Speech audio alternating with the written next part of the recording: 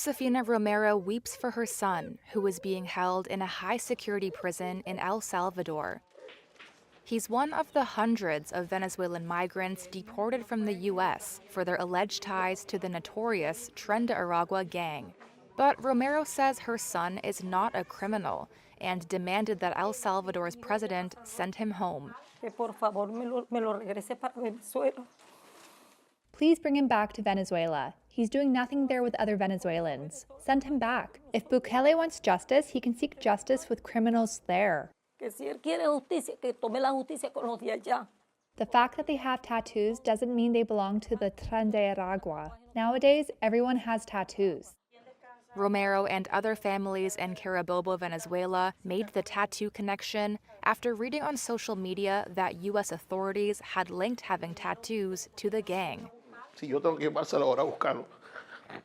This father says if he has to, he will go to El Salvador himself to search for his son and, quote, bring him back on foot.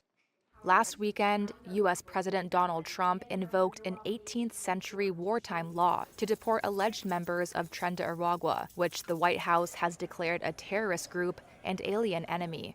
The migrants are being held in El Salvador under an agreement with Bukele's government.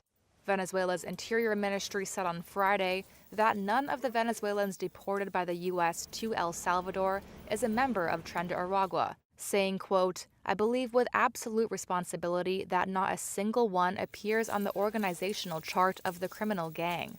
Later on Friday, the judge who temporarily blocked the Trump administration from deporting the Venezuelans under the obscure law said government lawyers had been intemperate and disrespectful. That's according to court filings at the outset of a hearing on Friday over whether to maintain the ban. Judge James Boasberg is also considering whether officials violated his order on March 15th by failing to return 2 planes carrying the deportees that landed in El Salvador. He ordered Justice Department officials to provide an explanation by Tuesday. Trump has said he would not defy any court orders and told reporters on Friday that his administration has the authority to get bad people out of our country. These are hard, tough criminals, and we have to get them out.